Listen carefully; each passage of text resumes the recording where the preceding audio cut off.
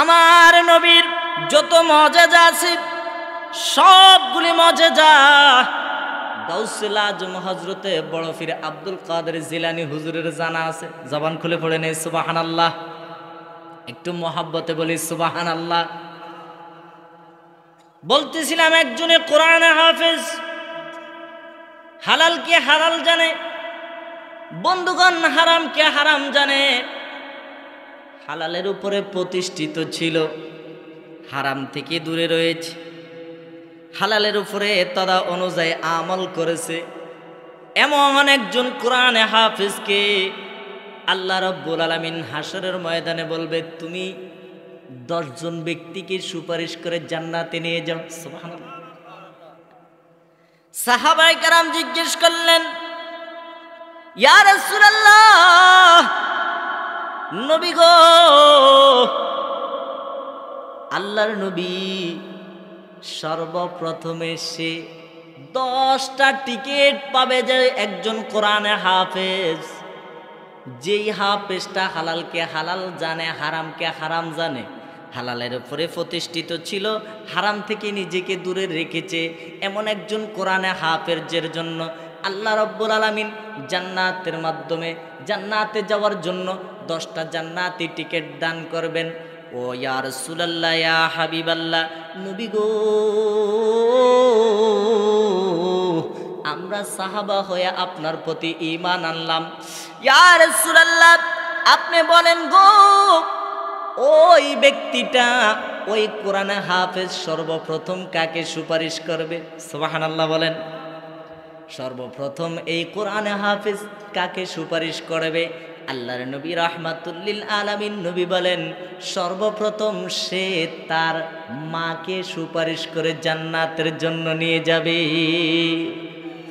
ইয়া রাসূলুল্লাহ, ইয়া হাবিবাল্লাহ, কোন 10 জন কি সুপারিশ করবে গো? দ্বিতীয়বার প্রশ্নের জবাবে আমার নবী উত্তর দিলেন, এমন 10 জনকে সুপারিশ করে জান্নাতের মাধ্যমে নিয়ে যাওয়া হবে, যেই 10 জনের উপরে আল্লাহ রাব্বুল আলামিন জাহান্নাম ওয়াজিব করে দিয়েছেন। নাউজুবিল্লাহ। যেই 10 জনের উপরে জাহান্নাম কি করে দেওয়া হয়েছে? ওয়াজিব করে দেওয়া হয়েছে। এমন 10 জন ব্যক্তিকে ওই কোরআনে হাফেজ সুপারিশ করে করে জান্নাতের মাধ্যমে নিয়ে যাবে। 2 নম্বরে সে 1 নম্বরে সুপারিশ করবে তার মাকে, 2 নম্বরে সুপারিশ করবে তার বাবাকে। সাহাবা কেরাম জিজ্ঞেস করলেন, ইয়া রাসূলুল্লাহ, ইয়া হাবিবাল্লাহ, 3 নম্বরে কাকে সুপারিশ করবে? বলবে তার যদি নিজের সবচেয়ে আপন ভাই বোন থাকে তাকে সুপারিশ করবে, এরপরে আওলাদ বংশের ভিতরে সুপারিশ করবে, এরপরে বন্ধু বান্ধব থাকলে তাকে সুপারিশ করবে। বন্ধুরি, ও মুমিন মুসলমান ভাইগণ, আপনাদের বিবেকের কাছে আমার একটা আকলের প্রশ্ন। যদি সামান্য একজন কোরআনে হাফেজ হালালকে হালাল জানে, হারামকে হারাম জানে, হালালের উপরে প্রতিষ্ঠিত ছিল, হারাম থেকে দূরে রয়েছে, তদা অনুযায়ী হালালের উপরে আমল করেছি, এমন একজন কোরআনে হাফেজ যদি 10 জন ব্যক্তিকে সুপারিশ করে জান্নাতে নিয়ে যাইতে পারে, যিনি ওলিদের ওলি গাউসুল আজম হযরতে বড় পীর আব্দুল কাদের জিলানী আল গিলানী রাদিয়াল্লাহু তাআলা আনহু, ওলিদের সরদার, তিনাকে আল্লাহ পাক রব্বুল আলামিন হাজার হাজার মানুষ সুপারিশ করে জান্নাতে নেওয়ার জন্য ক্ষমতা আল্লাহ পাক রব্বুল আলামিন দিছে না, দেয় নাই? এ বন্ধু, আল্লাহর ওলিরা মানুষের হায়াতের খবর পর্যন্ত জানে। হুজুর কিভাবে জানে? একটু অন্তরের কানটা লাগাইয়া দেন। গাউসুল আজম হযরতে বড় পীর আব্দুল কাদের জিলানী ইরাকের বাগদাদ শহরের মাধ্যমে হাঁটতেছেন, হঠাৎ করে আজরাইল আলাইহিস সালাতু ওয়াস সালামের সঙ্গে দেখা। কার সঙ্গে দেখা? আজরাইলের সঙ্গে দেখা। আজরাইল কি দেখে? মানুষ তো চিনে নাই, মানব রূপে আসছে, অনেক মানুষ দেখেও নাই, দেখার মতো সেই চক্ষুও নাই। বন্ধুরা আমার, আব্দুল কাদের জিলানী রাদিয়াল্লাহু তাআলা আনহু বললেন, ও আজরাইল, আজকে কার রূহ তুমি কবজ করবা? কয় আমি কথার কথা একটা নাম বলে দেয় আপনাদেরকে, কয় আমি আব্দুল লতিফের রুহুটাকে কবজ করব। কেন রে আজরাইল? আব্দুল লতিফকে দেখলাম বাসার মাধ্যমে খাওয়া দাওয়া করতে, সুন্দরভাবে কথাবার্তা বলতেছে, হাসতেছে, হাঁটাচলা করতেছে। তার বাসার ভিতরে মেহমান আসবে আগামী দিন, তুমি বুঝি তার রুহুটাকে আজকে কবজ করবা? কয় না, আজকে কবজ করব না, আগামী দিন তার রুহুটাকে আমি আব্দুল কাদের জিলানী কবজ করে দেব। সুবহানাল্লাহ বল। ওই আজরাইল, আমি গাউসুল আজম বড় পীর আব্দুল কাদের জিলানী বেঁচে থাকতে এটা হতে দেব না। হুজুর, আমি আজরাইল, আমাকে আল্লাহর আদেশ পালন করতে হবে, আমাকে আল্লাহর অর্ডার পালন করতে হবে গো হুজুর। তার হায়াত শেষ, তাকে আগামী দিন রুহু কবজ করব। কয় না না, তুমি একটু চিন্তা করে দেখো তার হায়াতখানা একটু বৃদ্ধি করে দেওয়া যায় কিনা। সুবহানাল্লাহ বলেন। কয় আল্লাহর কাছে তার যে হায়াত বাজেট ছিল, এই হায়াত শেষ। আব্দুল কাদের জিলানীও তো একটু ঠেড়া টাইপের, বুঝছেন নি?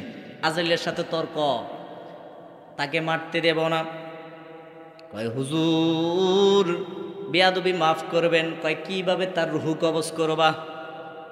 আগামী দিন সে আসবে বাজার সদাই করার জন্য। সে বাজার করে যখন জংলার মাঝখান দিয়ে সে তার বাসার দিকে রওনা দিবে, বাসার দিকে রওনা দেওয়ার সময় সে জংলার মাঝখান দিয়ে যাবে। আমি আজরাইল একটা বাঘের সুরত ধরব। কিসের সুরত? একটু জোরে বলেন না, কিসের সুরত? এই যুবক ভাইয়েরা জোরে বলো, কিসের সুরত? বাঘের সুরত ধরবে।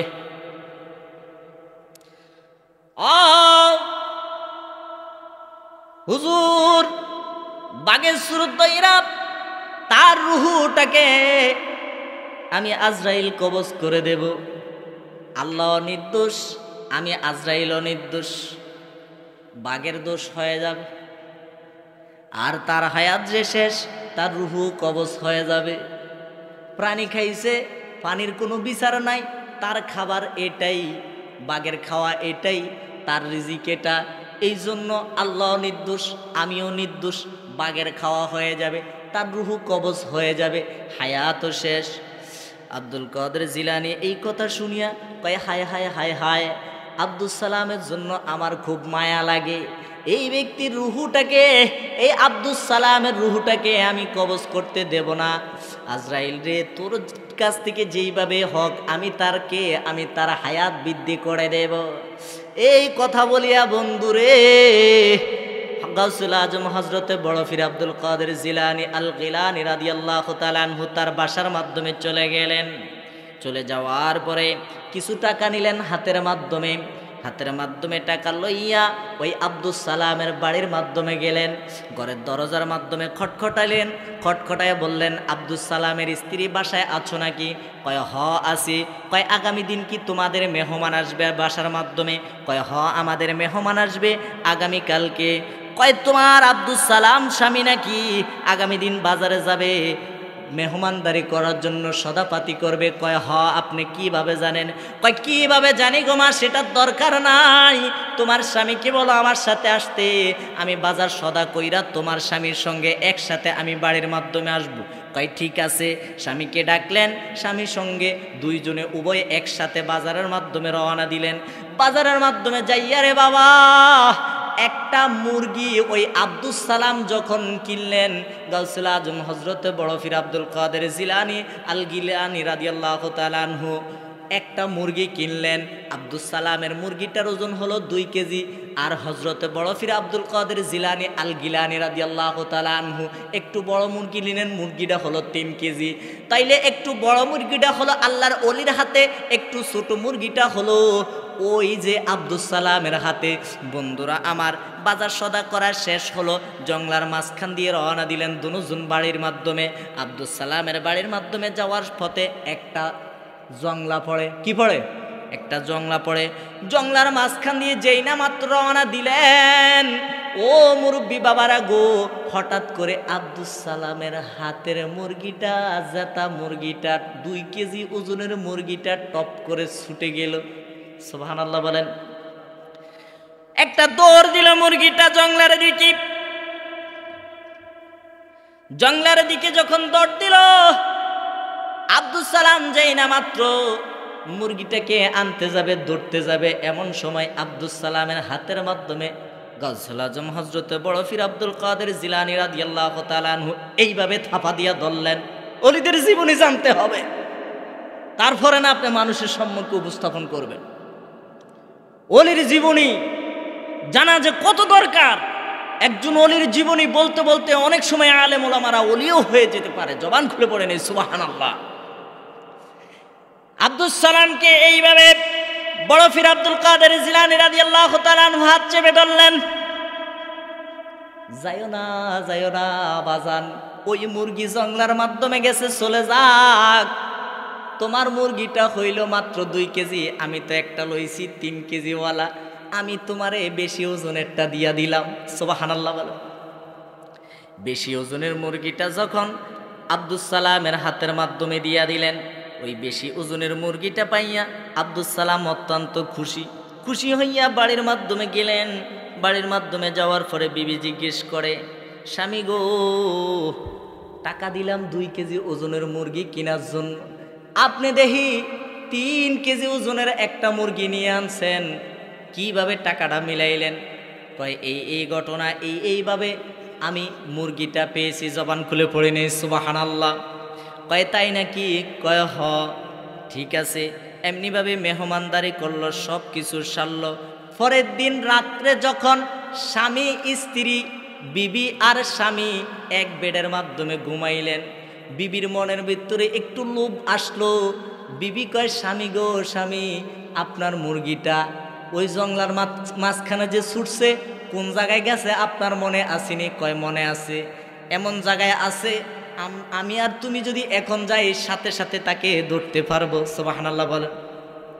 লোভ কাজ করছে রে বন্ধুরা আমার। তৎকালীন যুগে দোনালি ছিল। কি ছিল? দোনালি ছিল। ওই একটা দোনালি লইয়া দরাইয়া তারা জঙ্গলার মাঝখানে গেল। যাইয়া যেমনি ভাবে আব্দুস সালাম ওই মুরগিটা ধরতে যাবে, এমন সময় সেই বাঘ আইসা, অর্থাৎ আজরাইল আলাইহিস সালাতু ওয়াস সালাম আইসা আব্দুস সালামের রুহুটাকে কবজ করে ফেলল। সকালবেলা তাদের বাড়ির মাধ্যমে কান্নাকাটি রোদন হচ্ছে, রাত্রেও হচ্ছে। গাউসুল আজম হযরতে বড় পীর আব্দুল কাদের জিলানী ফজরের নামাজে সালাম ফিরালে একদল মানুষ গিয়া তিনার দরবারে, তিনার মসজিদের মাধ্যমে উপস্থিত হলেন। ও হুজুর, আপনাকে জানাজা পড়াইতে যাইতে হবে। কার গো? কার জানাজা পড়াইতে যাইতে হবে? আব্দুস সালামের জানাজা পড়াইতে যাইতে হবে গো হুজুর। কারণ কি? কিভাবে কেমনে কি হইল? আমি না তার বাসার মাধ্যমে মুরগি দিয়ে আসলাম।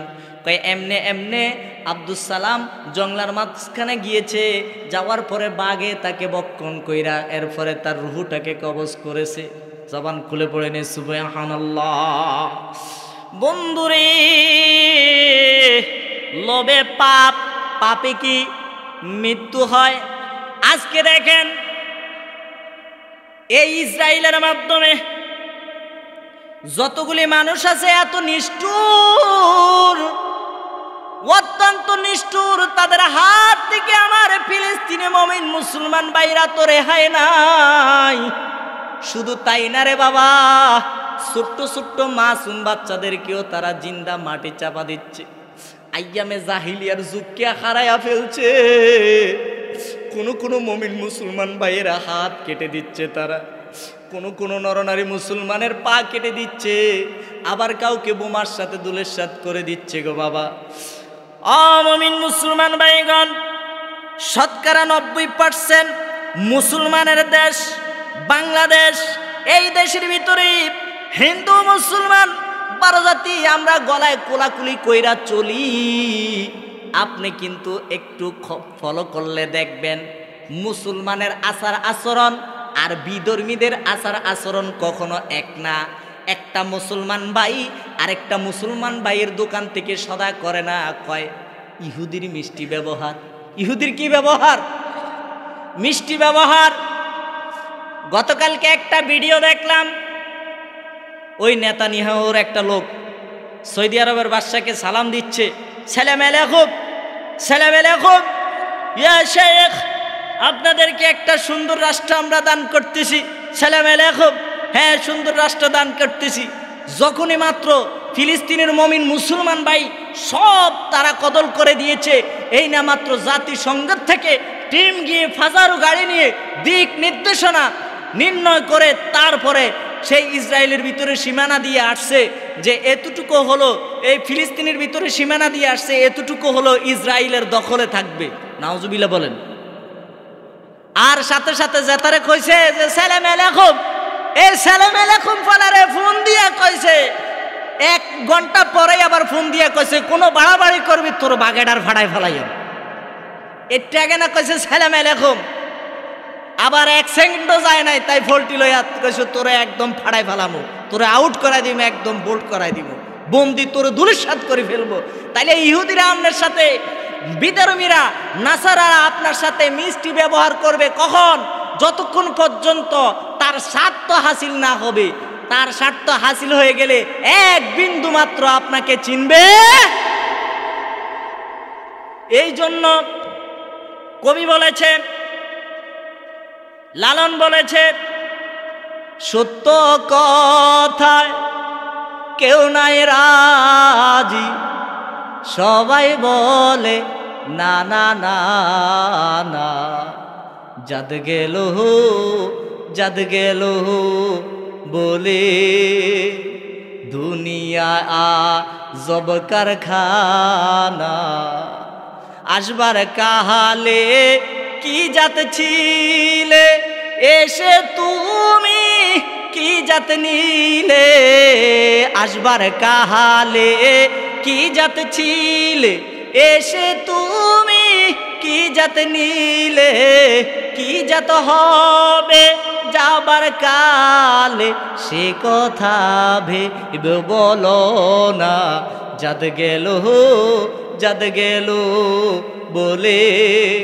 বন্ধুরে, যেদিন দুনিয়ার মাধ্যমে এসেছেন অর্থাৎ আসবার কালে কি জাত ছিলাম, যেদিন এই দুনিয়ার মাধ্যমে আমি এসেছি কথাও বলতে পারতাম না, কারো কথাও আমরা বুঝতাম না, কোনো ক্ষমতা নাই, নিঃসং একদম একেবারে অবুঝ, কোনো খানা পিনাও খাইতে পারতাম না।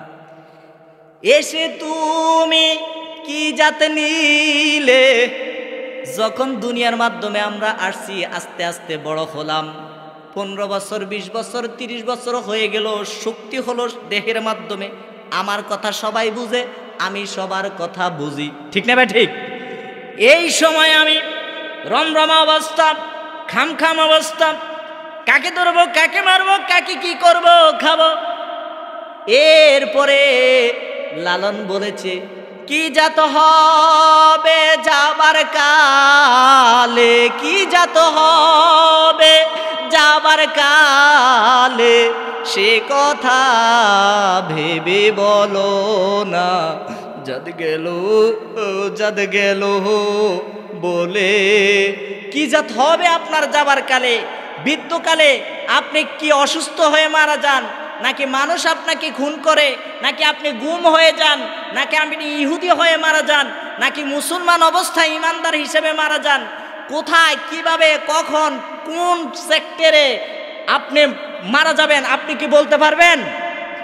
কি জাত হবে যাবার কালে, সে কথা ভেবে বলো না, জাদ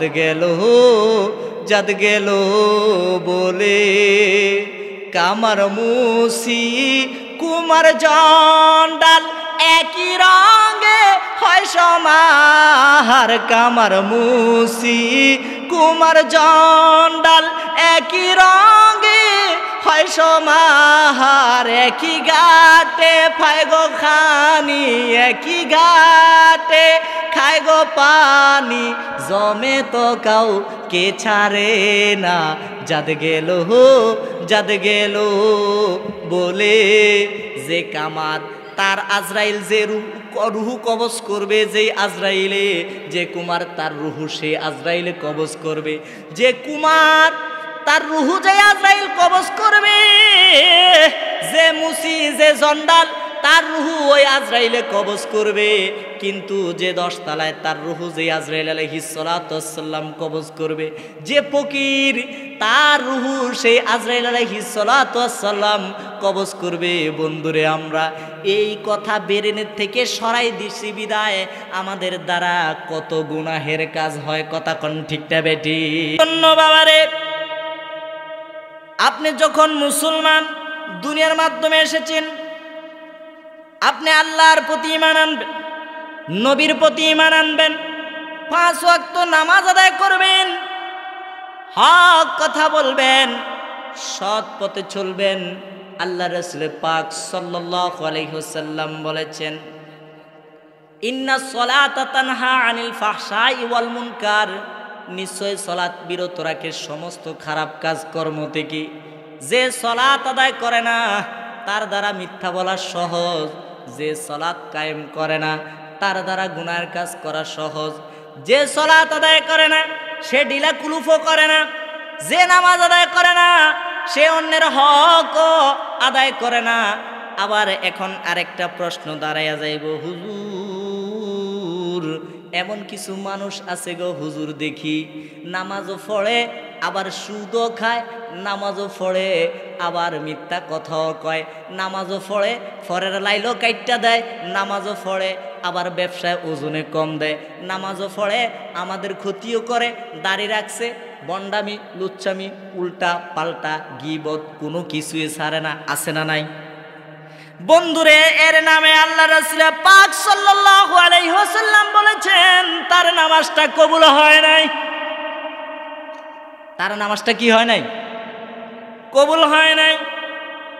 যদি কবুল হইতো মিথ্যা কথা বলতে পারতো না, পরের হক নষ্ট করতে পারতো না, পরের গীবত গাইতে পারতো না, পাড়া প্রতিবেশীর সঙ্গে সৎ আচার আচরণ করত। এটা নবীর কথা। কার কথা? নবীর কথা।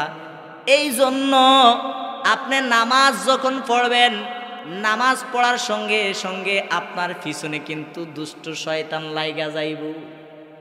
এক ইমাম সাহেব ভুলে আসরের নামাজ 3 রাকাত পড়াইয়া সালাম ফিরাই দিছে। সুবহানাল্লাহ কর।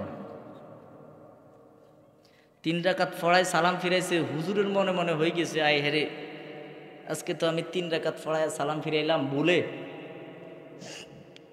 মুসল্লি ভাইগরে জিজ্ঞেস করে দেখি তাদের নামাজে মনোযোগ ছিল কিনা। মুসল্লি হইল 2 কাতার, এই মাথা সেই মাথা, প্রায় 200-250 লোক। হুজুরে সালাম 3 রাকাত আসরের নামাজ পড়াইয়া সালাম ফিরাইয়া দাঁড়ায় গেলেন। দাঁড়ায় জিজ্ঞেস করলেন, আপনারা বলেন তো আমি আজকে আসরের নামাজ কয় রাকাত পড়াইলাম? সবাই বলতেছে হুজুর নামাজ সুন্দর মতোই হয়েছে। একজনে হাত তুলছে, কয় খারায়ন হুজুর। সবাই বলে নামাজ ঠিক মতো হয়েছে, 4 রাকাত হয়েছে। একজনে কারায়ন হুজুর নামাজ 4 রাকাত হয় নাই, নামাজ 3 রাকাত হয়েছে, নামাজে ভুল হয়েছে। তা দেখছেন, আপনাদের কাহারও নামাজের ভিতরে কোনো মনোযোগ নাই। এই একটা লোক পাইছি বালা, এই লোকটার নামাজের ভিতরে মন ছিল। আচ্ছা ভাই আপনি বলেন তো কিভাবে নামাজ 3 রাকাত হয়েছে একটু বলেন। কয় আমার তো, কয় কমুনি, কয় কন, কয় বলি, কয় হ্যাঁ আরম্ভ করেন। কয় হুজুর আমার তো দোকান হইল 4টা, একটা মুদি দোকান, একটা আখের দোকান, আর একটা সার দোকান, আর একটা কাপড়ের দোকান। তো আমি যে আসরের নামাজে দাঁড়াই, সারাদিন ব্যবসা করি, তো মাগরিবের আগে বাড়িতে চলে যাই। তো আমি কি করি, এই আসরের নামাজে দাঁড়াইলে আমার দোকানের হিসাবের কথা মনে হয়, একটা সুন্দরভাবে আমি নামাজে খাড়াই আমার হিসাবটা শেষ করি। প্রতিদিন হিসাব কমপ্লিট হয়, 4টা দোকানের হিসাব আমি নামাজে খাড়াই কমপ্লিট করি। এখন আজকে আসরের নামাজ পড়তে দাঁড়াইলাম, কই 4টার হিসাব শেষ করি, কুলাইনো। 4টার হিসাব শেষ করি কি করে না, কুলায় না। তো কয়টা পাচ্ছিস? কয় 3টা পাচ্ছি। এই হিসাবে আপনি 3 রাকাত পড়াইছেন। কথা বুঝছেন? হুজুরে কয় আহারে সব পাইলাম ভুল আর তোমারে পাইলাম ভালো, তোমার ভিতরে সবার থেকে আরো বড় গন্ডগোল। এই বিশ্বের ভিতরে সমস্ত গোটা পৃথিবীর মুসলমানের নামই হলো সৌদি আরব। সেই সৌদি আরবের তেল নিয়ে জ্বালাইয়া ফোড়াইয়া মুসলমান শেষ করে, আর সৌদি আরব বসে বসে গরম গরম টাকা গণ। চিন্তা করে দেখেন, এই ইরান এত ক্ষমতাশীল একটা দল, সে যদি চায় এই মুসলমানদেরকে এত অত্যাচার করতে পারত না, কিন্তু ওই জাতিসংঘের ভিতরে ভিতরে ভিতরে তারা কি আছে, মিল আছে, সবার ভিতরেই গলত। মনে রাখবেন, আখিরাতে একদিন হাসরের মাঠে এই হিসাব আল্লাহর কাঠগড়ায় আমি আপনি আমরা সকলে দিতে হবে। বাংলাদেশের ভিতরে আমরা এই মুসলমান ভাই হিসাবে আমরা তাদের জন্য প্রতিবাদ করতে নামছি। পৃথিবীর মানুষের বাপ মূর্তি নষ্ট করে দিয়েছি, মিছিলের ভিতরে গিয়া মানুষের বাটা জোতার দোকান খালি করে ফেলাইছি। আপনি কি চুরি করতে গেছেন না মুসলমান ভাইয়ের জন্য প্রতিবাদ করতে গেছেন? চিন্তা করছেন আমাদের মুসলমানের বিবেক কোথায় গেল? দাউদ আলাইহিস সালাতু ওয়াস সালাম, সাইয়েদনা হযরত ইব্রাহিম আলাইহিস সালাতু ওয়াস সালাম, সাইয়েদনা মূসা আলাইহিস সালাতু ওয়াস সালাম, হারুন আলাইহিস সালাতু ওয়াস সালাম, সাইয়েদনা হযরত আদম আলাইহিস সালাতু ওয়াস সালাম থেকে ঈসা রূহুল্লাহ পর্যন্ত সমস্ত নবীদের কালেমা হচ্ছে সমস্ত নবীদের উপরে। আর যত নবী আছে পৃথিবীর মাধ্যমে সমস্ত নবীদের কালেমা হচ্ছে, আপনার আমার কালেমা হচ্ছে লা ইলাহা ইল্লাল্লাহ মুহাম্মাদুর রাসূলুল্লাহ। চিৎকার মেরে জবান খুলে বলনা আল্লাহু আকবার। আর একটু মহব্বতে বলি আল্লাহু আকবার। ওই নবীর উম্মত হয়ে আমরা খুশি না বাজার? দুই হাত তুলে বলেন আমরা ওই নবীর উম্মত হয়ে খুশি না বাজার? দুই হাত তুলে বলেন ইয়া রাসূলুল্লাহ, ইয়া ওয়ালি আল্লাহ, ইয়া হাবিব আল্লাহ। আমরা ওই নবীর উম্মত হয়ে খুশি না বাজার? বন্ধুরা আমার, তাহলে আপনাদেরকে একটা সংক্ষেপে একটা ঘটনা বলি। নবী পাক সাল্লাল্লাহু আলাইহি ওয়াসাল্লামের আমলে একজন ইহুদি আর তার বিবি, ওই ইহুদি এবং তার নারে তাকবীর, নারে রিসালাত, আহলে সুন্নাত ওয়াল জামাত, হযরতুল আল্লামা মাওলানা, এবং দিনে 24 ঘন্টা ঝগড়াঝাটি হয়। অভাবের কারণে শুধু ঝগড়া আর ঝগড়া হয়। ওই ইহুদির বিবি কয়, ও স্বামী, তোমার সাথে আমার সব সময় তর্ক বিতর্ক হয়। কিসের কারণে? অভাবের কারণে। এই কারণে যেহেতু তর্ক বিতর্ক হয়, আপনাকে একটা রিকোয়েস্ট করলাম স্বামী। স্বামী বলে, বিবি কি রিকোয়েস্ট করবা? হঠাৎ করে ঝগড়ার মাঝখান দিয়ে আমাকে তুমি রিকোয়েস্ট করতেছো। কয়, আপনি আব্দুল্লাহর ফোলা মোহাম্মদ সাল্লাল্লাহু আলাইহি ওয়াসাল্লামের দরবারে চলে যান, গিয়ে আপনি কিছু নিয়ে আনেন। আব্দুল্লাহর ফোলা মোহাম্মদ যাকে যা দেয় তার কল্যাণে চলে আসে। জবান খুলে পড়ে নেই সুবহানাল্লাহ। বিবির কথা শুনে স্বামী দৌড়াইয়া গেলেন।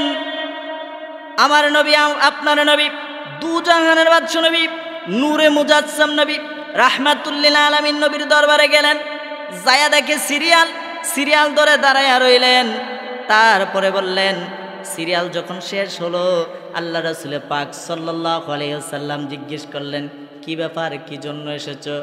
ইয়া রাসূলুল্লাহ, ইয়া হাবিবাল্লাহ, নবী গো, অভাব অনটনের কারণে আপনার দরবারে আসলাম। আমার বিবি আমাকে আপনার কাছে পাঠাইছে। আমাকে বলেছে আখিরি জগন্নার পয়গাম্বর নবী মুস্তাফা রাহমাতুল্লিল আলামিন যাকে যা কিছু দান করে তার কল্যাণের মাধ্যমে চলে আসে। আপনি দয়া করে আমাকে একটু কিছু দেন, যাতে আমার ঘরের অভাব অনটনটা দূর হয়। আল্লাহর নবী রাহমাতুল্লিল আলামিন নবী বলেন, ও ইহুদি, তুমি যাও এক টুকরো মাটি নিয়ে আসো। কি নিয়ে আইতো? মাটি নিয়ে আসো। এক টুকরো মাটি ইহুদি নিয়ে আসলে আল্লাহ রাসূল পাক সাল্লাল্লাহু আলাইহি ওয়াসাল্লাম সূরাতুল ইখলাস 3 বার পড়লেন। ইখলাস পড়িয়া ফু দিলেন একবার। প্রথম ফু দেওয়ার পরে ওই মাটিটা কালার চেঞ্জ হয়ে গেল। আবার সূরা ইখলাস তেলাওয়াত করে আবার ফু দিলেন। মাটির কালারটা চেঞ্জ হয়ে গেল। 3টা ফু দেওয়ার সঙ্গে সঙ্গে ওই মাটির ছোট্ট টুকরাটা স্বর্ণ হয়ে গেল। চিল্লায় কন্যা সুবহানাল্লাহ, একটু মোহব্বতে কন্যা সুবহানাল্লাহ। স্বর্ণ হয়ে যাওয়ার পরে বন্ধুরা আমার, আল্লাহ রাসূল পাক সাল্লাল্লাহু আলাইহি ওয়াসাল্লাম এই স্বর্ণের টুকরাটাকে ইহুদির হাতে দিয়ে বললেন, যাও এটা তোমার বাসার মাধ্যমে রেখে দিও, খায়ও না, ফেলে দিও না, নষ্ট করো না, তোমার বাসার ভিতরে সযত্ন সহকারে তুমি আলমারির ভিতরে রেখে দিও। তুমি দেখবা তোমার ঘরের ভিতরে অঢাল ধন সম্পদ, তোমার আর অভাব অনটন হবে না। জবান খুলে পড়ে নে সুবহানাল্লাহ। ইহুদি এই স্বর্ণটা হাতের মাধ্যমে লইয়া এমনি এমনি খেলনা করতে করতে বিলের মাঝখান দিয়ে বাড়ির দিকে যাচ্ছে আর আনন্দ করতেছে। আনন্দ করতে করতে বিলের মাঝখান বরাবর যখন সে আসলো, এমন সময় সাদা পাঞ্জাবি একটা গাত দিয়া, দবদবে একটা সাদা পাগড়ি মাথায় দিয়া এক হুজুর আসছে রে ভাই। হুজুরে কয়, এই তুই এই স্বর্ণ লই কোনায় যাস? কয় বাজ্যে, কয় এটা হালাই দে, এটা হালাই সূরা ইখলাস কুলহুল্লাহ হরি আব্দুল্লাহর বেটা মোহাম্মদ ফু দিছে, তুই তো এই সূরা হারস, তুই এই ছোট্ট এটা দিয়ে আর কিরবি? তুই এরম বড় 10 মিনিট একটা লই সূরা ইখলাস পড়ি শুধু হুমদে, দেখবি 10 মিনিটটা স্বর্ণ হয়ে যাবে। ছোট এটা হালাই দে, সুবহানাল্লাহ কর। এতে আল্লাহর হুকুম করে এটা মেলা মারছে।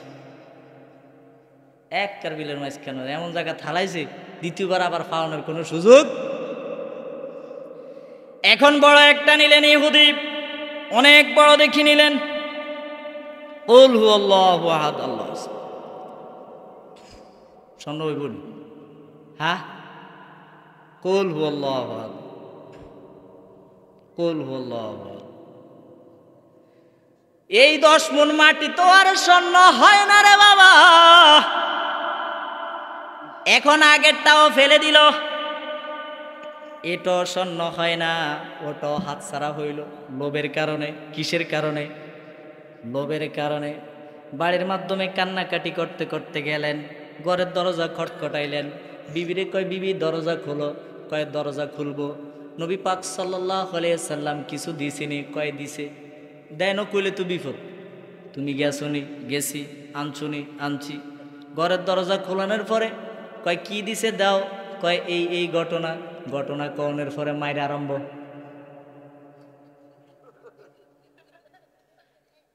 ঘটনা কওয়ার পরে মায়ের আরম্ভ। নবীর ফু, মসজিদের ইমাম সাহেবের ফু, গাট্টিওয়ালার ফু, হুজুরের ফু, আর অলির ফু, সবগুলি ফু কোনো এক হতে পারে? হুজুরে পার্থক্য আছে, ইমাম সাহেবে পার্থক্য আছে, আলেমে পার্থক্য আছে। নবী পাক সাল্লাল্লাহু আলাইহি ওয়াসাল্লাম আখির জামানার পয়গম্বর, শাফাআতুল লিল কাবাইরি উম্মতি, হাশরের ময়দানে যিনি শাফাআতুল কুবরা, কোটি কোটি কোটি কোটি মুসলমানকে বিনা হিসাবে আল্লাহ রাসূল পাক সাল্লাল্লাহু আলাইহি ওয়াসাল্লাম সুপারিশ করে জান্নাতে নিয়ে যাবে, সেই নবীকে আমার আপনার মতো বলার কোনো স্কোপ?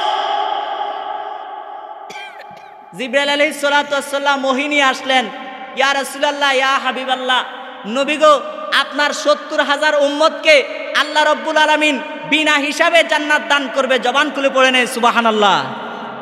আল্লাহ রাসূল পাক সাল্লাল্লাহু আলাইহি সাল্লাম মুখখানা মলিন করে বসে রইলেন। নবী পাক সাল্লাল্লাহু আলাইহি সাল্লামের মুখ মলিন দেখে জিবরাইল বলে, ও আল্লাহ রাসূল, সব সময় দেখি ওহী নাজিল হলে আপনি খুশি হন, আজকে দেখি আয়াত নাজিল হচ্ছে আপনার উম্মতকে বিনা হিসাবে জান্নাত দান করবে, আপনার দেখি মুখ কালা। ইয়া রাসূলুল্লাহ, ইয়া হাবিবাল্লাহ, ব্যাপারটিকে বুঝতে পারলাম না। আল্লাহ রাসূল পাক সাল্লাল্লাহু আলাইহি ওয়াসাল্লাম বলেন, 70,000 গুনাহগার উম্মতকে আল্লাহ রাব্বুল আলামিন বিনা হিসাবে জান্নাতে নিয়ে যাবে। আমার সাহাবায়ে কেরামের ভিতরে যারা আমার সাহাবীদেরকে ভালোবাসে তাদের ভিতরে তো 70,000-এর বেশি, আর আমার উম্মত তো হলো কোটি কোটি গুনাহগার উম্মত। এত উম্মত আমি কি করে জান্নাতের মাধ্যমে পাঠাবো? তাদের কি উপায় হবে? এই কথা শোনার পরে জিবরাইল আলাইহিস সালাতু ওয়াস সালাম আল্লাহর কাছে চলে গেলেন, বললেন বারে ইলাহি ও রব্বুল আলামিন, আপনার হাবিব তো খুশি হয় নাই, বিনা হিসাবে আপনি 70,000 উম্মত জান্নাতের মাধ্যমে নিয়ে যাবেন। এই কথা শুনে আল্লাহ রাসূল বলেছেন 70,000 তো আমার সাহাবীদেরকে যারা পছন্দ করে তাদের ভিতরে আছে, বাকি উম্মত আমি কি করব? আল্লাহ রব্বুল আলামিন বলে, যাও জিবরাইল আমার বন্ধুকে, আমি এত মহব্বত করি, আমার বন্ধুকে সংবাদ দিয়ে দাও, প্রত্যেকটা 70,000 ব্যক্তির মাধ্যমে প্রত্যেকটা ব্যক্তি ডান হাতে 70,000, বাম হাতে 70,000, এমন ভাবে প্রত্যেকে 70,000 করে এক একজন ব্যক্তি জান্নাতের মাধ্যমে নিয়ে যাবে। জবান খুলে পড়ে নেই সুবহানাল্লাহ। নবীর প্রতি বিশ্বাস আনতে রাজি আছি না নাই? আমা আলাইনা ইল্লাল বালাদ। হুজুরকে বসায় রেখে আসলে